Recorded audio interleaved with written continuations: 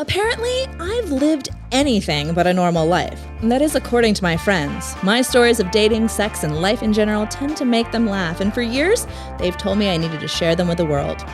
So I decided that in the middle of a pandemic, it was a great time to start a podcast about the things that, well, entertain me. So grab a cocktail with us and welcome to the hot mess that is my life as an almost 40-year-old single makeup artist living in a college town in Florida. This is Kara's Lipstick Diary. Well, holy shit, they actually let me do a podcast. I'm a little bit in shock right now. By the way, beware, I will be cussing. It's just part of the fun of my show.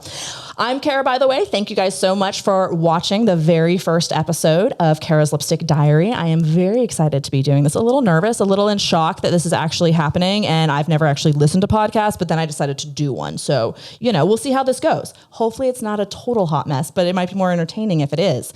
So anyway, I figured with this one, we would take it a little slow, ease into the show a little bit, and give you guys a little bit of background of who I am, how I came to this point, and what all is going on. With that being said, my first guest is going to be someone who has known me since 6th grade, so she can tell you all the ins and outs and embarrassing things about my past. And so this first guest is going to be my dear friend, Julie. She's amazing. She is a Rhode Island Fields salesperson, so she, also can help with your skincare needs because at this age, we all need our eye cream. It's very, very important. On top of that, she's a therapist. So, when I'm going through one of my crazy moments, I text her and she guides me through it. It's great. It's fantastic having a friend like that. So Julie, thank you so much for being on air with me. I'm very excited. Thank you. I was honored to be asked. I'm so excited. Okay. Well, we're starting by making a drink because, we both need a cocktail to do this and everything's better with cocktails. So part of the show is going to be drinking.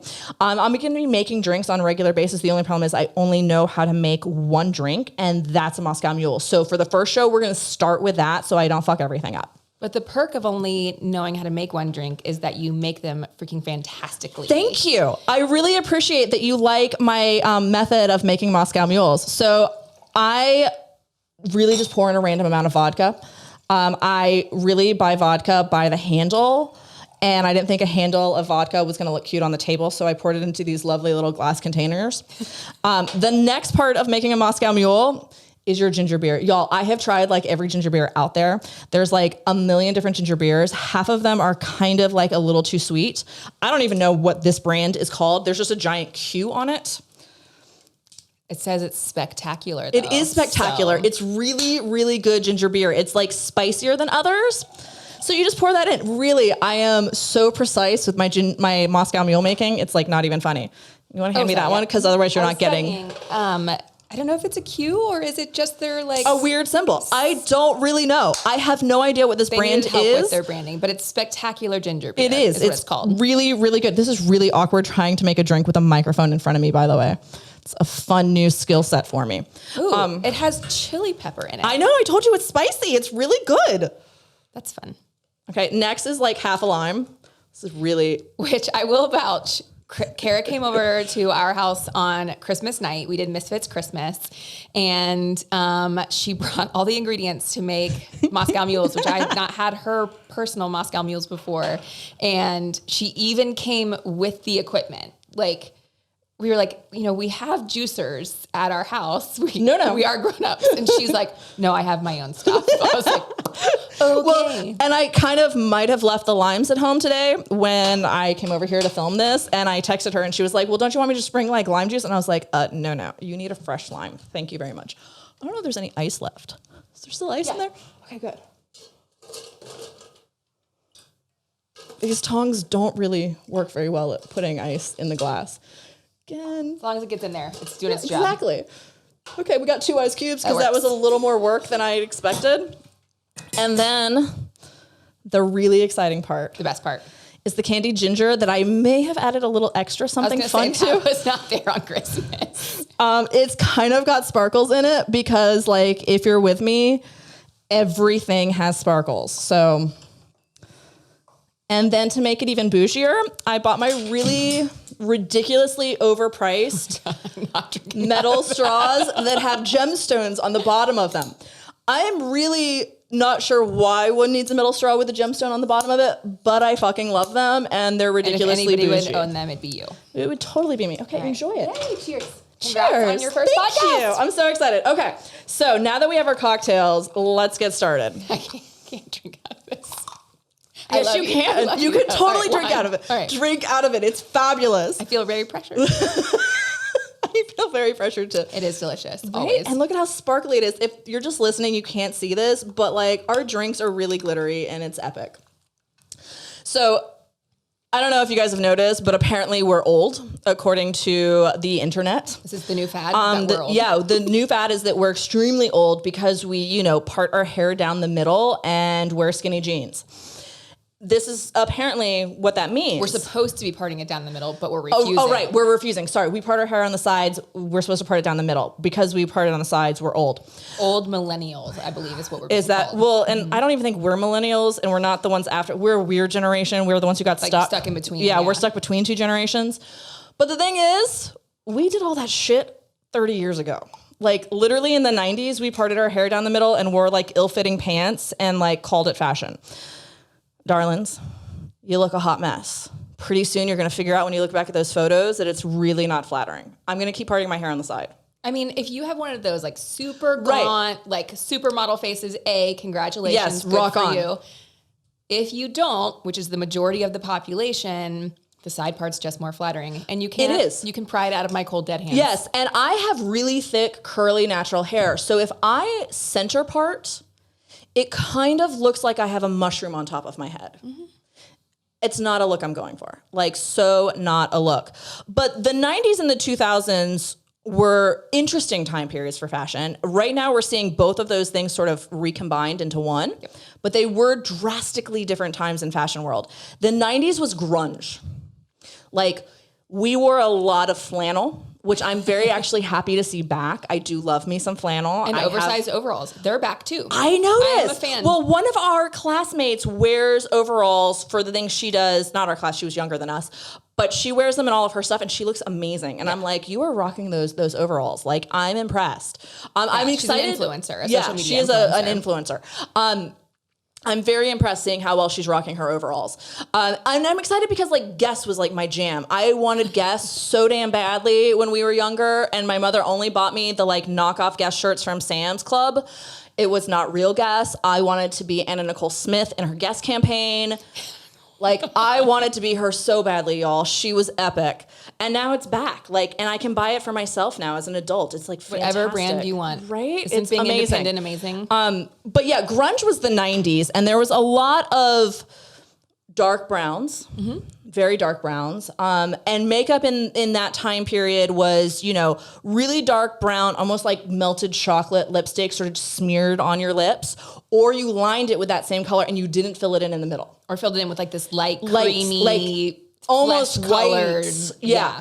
It was a really bizarre look. And then the 2000s was more of a sexy pop star alien look. Give me so there was a lot of metallics, light blue shimmer. Spice Girls. And Gwen Stefani. When you say that, I think like Spice Girls. And outfits. even beyond that, we go Gwen Stefani and Christina Aguilera and all of that. And we all had our hair in like little knots with like pieces of it coming out. And light blue shimmer eyeshadow from your lash line to your non-existent eyebrows. I was definitely a victim of plucking my eyebrows to where there was only one line left. It was a line of hairs. Yeah, it was bad. And you did not fill that in. Hell no. You just leave that weird little line. Or you drew a Sharpie marker. Right. God, it really wasn't attractive. Yeah. It really was not attractive. These Gainesville needed you in the 2000s. But I looked like that. Mistakes. Like, I made those mistakes. It was terrible. I look back now, and it was absolutely horrific. So, as you say, Gainesville. Me. I kind of am known for my fashion, just a little bit extra in the way I dress. With that being said, a little bit extra, period. Not just in the way you dress. You're just a little bit extra. Sorry. But it comes from really solid roots. It's like, who you really are. It's really who I am. Right. And I've always been this way. Now, some of it was really bad. Like middle school? Like middle school. Middle school. Let's the bangs. Mm-hmm. The bangs. It was. Now, wait. Middle school for us was like started in 93. 93. Yeah. Early 90s. So, how Donald Trump has the like comb over, fly away in the wind bangs. I started that in 6th grade. You just didn't dye it orange. I just didn't dye it orange, yeah. But like I have photos of it to totally embarrass myself. In case it wasn't burned into the rest of our brains. Right.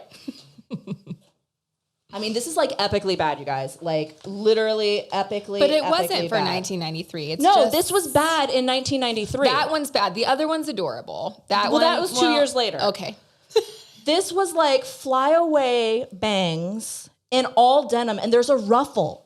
You guys, there's a ruffle on my shirt in the middle. Is this a belted denim dress? Yes, a belted denim dress with a ruffle down the middle. And this was my fancy outfit, you guys, because it was award ceremony day. And you know, on award ceremony day in 6th grade, you get fancy. And for the record, Kara won all the awards all the time because that's extra. Yeah, I was a nerd. So I get asked all the time, like, you were the popular girl and the cheerleader type in high school and all that. And I'm like, oh, hell no, y'all. I was a leftover. Like, I didn't fit in, like, any group because I was a little bit different for our school. With that being said, we went to a really small school. Our graduating class was 42 people. 42. So, like, me not fitting in, like, there just wasn't many people There's not a lot of options to fit in with. Right. But we did embrace the full 90s sort of grunge girl look with the, flannel and the little braids on the side. This was the grunge 90s. The epic fitting in, yeah. But just not for a private school where Correct. we went, where all of our classmates were wearing like Gap button up. And I wore collared. This. Yeah. By high school, I actually added fangs sometimes to the outfit. Added fangs? You don't remember senior year because we were doing the Buffy show? And fangs, like teeth fangs. Yes, like I wore fangs to school. Like, what is wearing a fang? But you meant actual teeth. Fangs in my mouth. Well, that was not, though, during your morning period. Because wasn't that during our senior year of high school? Or junior year? No, my morning period was... Oh, God, it's bad. I don't remember what year she died. 97, 98? 97, 98. So something it was like not that. Senior year. So when Princess Diana passed away... Kara was so heartbroken that she literally wore black to school every day for a month and rarely talked out of respect for the deceased. Yeah. Forget that Mother Teresa died on the exact same day. I went for the drama, y'all. It's Princess Diana that was life-changing for Kara. Fabulous. She was absolutely fabulous. And I was heartbroken. And when Elton John released the single for her, I definitely played that on repeat. All the time. I got to go to his concert last year, which was on my bucket list. It was amazing. I didn't say last year because I forget that 2020 existed. Yeah, 2020 didn't exist. Last year is 2019. Thank you. 2019, I went and saw Elton John. And when Candle in the Wind came on, all I could think of was Kara. I was like, you ruined this for me. I'm so glad that I have imprinted myself into your brain that way. We definitely, I definitely liked the drama. And it's definitely who I am. And so, you guys now get to see that on the show all the time, but it came from a good, solid place. Well, and it came from just not giving a shit what people think. Never give a shit. And middle school was like, I'm going to wear what I want, say what I want, do what I want. But in a not caring way, it was just, this is comfortable for me. I'm confident in my skin. I'm going to play, we were really immature for our age. Yes. Oh my God, yes. So if you... Our middle school yearbook signatures out there, I don't even understand half of what we were saying to each other because it was inside jokes. And literally there's random shapes that supposedly mean something. Yeah. So it was really immature, innocent playfulness until you started getting into the shows like My So-Called Life and stuff like that, that really brought you into who you are and gave you the confidence to have a style and go for what you wanted. And so that's what turned into the, I'm actually going to give a shit, but give it in a way of what makes me happy, not to impress other people. Well, unless it was the drama teacher. Yeah, well, that's true. Unless it was the drama teacher, because then I really needed to impress them. I mean, I went all out, you guys. It was good. So my favorite, can I tell? Yes, you can tell them. It's not embarrassing at all. Really, well, not for me. I mean, my lack of caring about academics in high school is maybe slightly embarrassing, but I still don't care. Was taking an acting class. That was your easy A in high school, and for fun, and because he was legitimately the best teacher in the history was the best teacher of ever. Rest in peace, Beistel. You rock. The best. So we were given, so what's the difference? I don't know the difference between a monologue and a soliloquy. Is it the same thing? They're similar. Okay. But So we were monologue basically. Like we were given the assignment, you have to get up on stage by yourself and you can pick it from a movie, a play, whatever. It has to be somewhat well known. And you have to get up on stage and do a monologue by yourself. So, I'm pretty sure mine was from Dumb and Dumber. Like, so I want to go somewhere where I know someone that can plug us into the social pipeline. Like, that was the extent of I judged you really hard on academia. that, by the way. I'm sorry. Had you even seen Dumb and Dumber? No, I've still not seen Dumb and Dumber. Okay, well, Kara, ladies and gentlemen. Hey. So yeah, I mean, most people picked something they were already somewhat familiar with, went with it, got the easy A. Not Kara. Kara comes out on stage. Meanwhile, none of us change for these monologues. You're allowed to just get up in your school clothes, do your thing, you get a grade, you sit down. Well, Kara comes out in full length, what we would call now like a pajama shirt, like long, white, long, sleeveless, tunicky something. And costume. Kara, you saw Kara's hair from middle and high school, always had like long, gorgeous, beautiful hair. But can I move this? I don't think I can. I think I have too much hairspray in my hair if I can like imitate how you did your hair. Oh, you want me to do it? Your hair is like down to here. And she like pulled it in front of her face, like super dramatic. And comes out on stage with her eyes like mostly clothed. And comes out and everybody's like looking at her because she's already the girl who, dresses in black for a month. And we were friends. You weren't the weird girl that had no friends. I was not the weird girl who had no friends, but I was still the weird girl. Eccentric. Maybe eccentric is a better word. That's a good way to put it. Okay. So she comes out and all of our eyes get really big. Like, is she okay? Is she scared? Because that's not like Kara. And she starts with the, and flower petals. You had flower petals in your hands. She comes out with her head down and flower petals. And she literally does the suicide monologue of Ophelia from Hamlet. Who else, when given a choice of you can choose any movie, any play of all times, you just have to talk for 1 minute by yourself. Talks for 10 minutes. With her eyes never once stuttered. That was the thing though, is like you were dedicated to your art. Oh, I was so dedicated. I mean, I couldn't get through Dumb and Dumber without asking for my line like 4 times. And I had rehearsed this in front of a mirror for like hours. And I was like, I had this weird thing where I wanted to be like elite. So like, I was like, I am only doing Shakespeare. I'm going to study Latin, which PS, I was like absolutely terrible at. And I'm going to do Shakespeare all the time. What was I doing? I mean, no wonder I could not get a boy to talk to me. You didn't get one boy to talk to you. Shut up. There was one. He was really cool. He was really nice. He was interesting. He was eccentric. Mm-hmm. But 90s style, perfect example. Oh, 90s style. Perfect example of, but like preppy boy. Like I think now it's calling them the Chad. Like there's Karens and the Chad. He would have been He would have been trying. He's trying to be a Chad. He was not a real Chad. Had white Tommy Hilfiger shoes that he wore with white ankle Tommy Hilfiger socks that had like the little Tommy Hilfiger, would you call it a flag? I don't know. I guess is a emblem. rectangular symbol. Yeah. With khaki Tommy Hilfiger shorts and usually like a red or a blue Tommy Hilfiger I didn't shirt. even realize like that he was interested in me. And I was like a raging bitch to him. He literally wanted to take me to prom junior year and I made him take me to dinner and then take me home. Did you come to prom junior year? No, I had zero interest in going to prom. I went senior year because you love to dress up. Right. But I thought prom was like the most tedious thing ever, which is why I wrote the play senior year about prom night in the ladies' room and did an entire like play about it, even though I had never been to prom. And then I went my senior year and I think I did spend the entire time in the bathroom, which is funny now that my job is literally going to adult proms. Right. And dressing all us the up time to let us relive the misery that was high school prom. It's way better now though as an adult because you're allowed to drink alcohol. I was going to say because we're drinking. Yeah, and like it's way more enjoyable. But we're all more confident too. Yeah, and the thing was I actually had zero confidence, except that I was really comfortable in like what I wore, but I was like hiding behind that almost.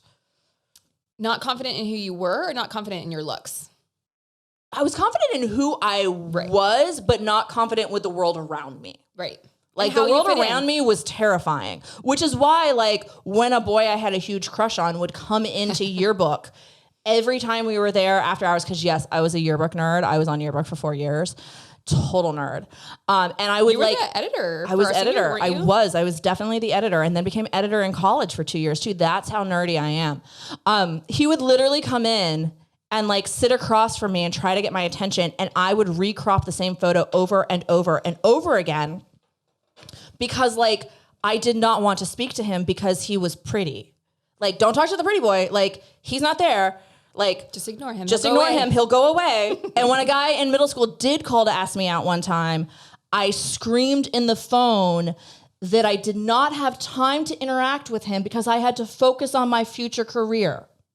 I was in 8th grade.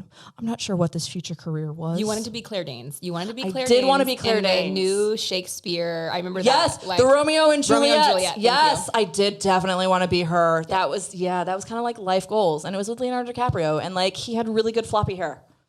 And so dedication level 10, our senior year high school trip, we roomed together in New York City. We totally roomed together in New York. And the class we went to, Stand Up New York. Yeah. We did Jesus Christ Superstar. Mm-hmm. We saw a baseball game. We saw the Matthew Broderick that was really bad. Taller Than a Dwarf. Oh my God, I love that you actually remember the name of that. Because here I am the like theater person and I'm like, I don't know, it was something with Matthew Broderick and Parker Posey and like it was terrible. Like one of the worst plays I've ever seen in my entire life. But we got to see Matthew Broderick. We did. I got his autograph after the show. See, this is exactly the example that I was going to give is like, so we were given this structure. We were in New York for what, like 5 days? Yeah. And it was like, okay, here's one thing you're going to do with your classmates each day, but the rest of the time is free time because that's what responsible adults do is throw a bunch of 18-year-olds into New York City and tell them, here's all your free time. Yeah, that's really smart to do. The rest of us were like, okay, we're going to walk through Central Park. We're going to go, I think most people got the Smithsonian? fake IDs. New York or is that DC? What's the big museum in New York City? It's not the Smithsonian. What is it? DC. Well, there's the Met. There's a lot of there's museums. A history one because there's definitely pictures of me and Kelly like imitating the dinosaurs because that's how mature we are. So Kelly will love that she just got a shout out. But so the rest of us were like exploring the city, New York. Jesse and Chip went to the Twin Towers actually, which is crazy because that is crazy because was when September 11th happened. Yeah. So that for them, I remember that being like super surreal. But so everybody's like getting all the touristy things in. Not Kara. I saw Kara like 2 times in the 5 days that we were actually rooming together in New York City because she was in line for the TKTS ticket booth. Yes. To see what other show she could see that night. I think you saw Good Night Miss Saigon. Yeah, I saw Miss Saigon. I think that was the only one timeline wise that I could get into, but I was going to a lot of different things by myself. I literally just left everyone. You were like, this is where I'm going to live someday. When I really at that point thought I was. Familiarize myself with it. I should just figure out New York by myself at 18 because that's super safe. Like everyone else was like going and like doing things that 18-year-olds do. Not me. Nope. Yeah. We all went and got fake IDs. Yes. Everyone got fake IDs. I didn't even know people were getting fake IDs. And I'm like going and seeing, show tunes. Like this is what I do. Yeah, it was an interesting time. Yeah. It was an interesting time. Definitely. But that's the thing. It was like you weren't insecure. You just knew what you wanted. And it didn't matter what everybody else thought. Well, and I think that's why as an adult, here I am, literally, I am 39 years old, y'all. I'm going to be freaking 40 this year. How the fuck am I going to be 40 this year? I don't know, because I'm not 39 for like a couple more weeks. So oh my God, I hate you. I really hate you. But like my last relationship was when I was 25. And I think a lot of that has to do with like, the fact that you moved back to Gainesville, Florida, where the median age of a man is 26. Yes, like literally, like what is this? The only guys that hit on me are 22-year-olds. And I'm like... Because you live in a college town. Why? It's insane. But this is like one of those ongoing things that I think, I don't know. You're the therapist. But we have to wrap this up soon because apparently we've babbled at everyone way too long. But so anyways... we're going to delve into on these shows a lot more my inability to actually date men and the bizarre situations that I have come into because I think I'm just a little too free-spirited. I don't know what I want. Do you want the therapist's opinion? Yeah, what's the therapist's opinion? Fuck me. Well, we won't go to that side of it. But confidence is intimidating, men and women, not just a sexist thing, but when somebody's confident and knows who they are, and if the other person doesn't, that's an intimidation factor. Is that them. why men literally have like run out of my house? Like literally, like. Well, you've told me some of the stories of things that happen in your house, and I'm going with no. I swear to God, I'm not that scary. Hey, do you remember how innocent we were in high school? Yeah. Some people are still innocent. Yeah, at I mean, 22 years old. And so when you come in so I'm confident. not talking about 22-year-olds running away. They're the ones who don't. They just keep coming back, and it's kind of annoying. Do you hate it though? Do you hate it? It's kind of flattering when they tell me I'm not old because I'm still fuckable. But it's the 30-somethings that like run away from me. So we're going to go into this in other episodes. Like, I don't know what the fuck, but we are definitely going to have fun on the show. We are going to, in a couple episodes, be talking a lot more about alcohol. We're going to be doing some taste testing. We are going to be doing an entire episode on female pleasure and the sex toys in your life. So make sure you guys follow up with the rest of our shows. It should be a lot of fun. Julie, thank you so much for being on our first show and letting them know that I really am just neurotic as hell. And that this is really who I am. Hell. Would you be friends with somebody for, okay, so wait, do the math. 38. I'm going with 38 because I'm not 39 yet. And we were like, what? Minus 11 is 27 years. Oh, shit. So if you weren't fun and amazing and an incredible friend, we would not still be friends. For that many years. How the hell have I known anyone for 27 years? Well, you escaped Gainesville for a while. So I did. We had our brief hiatus, but we're back together. So thank you guys so much for watching. This has been an absolute blast. I hope you guys like laughed at some of our shit and, tune in next time when we, talk about other fun shit.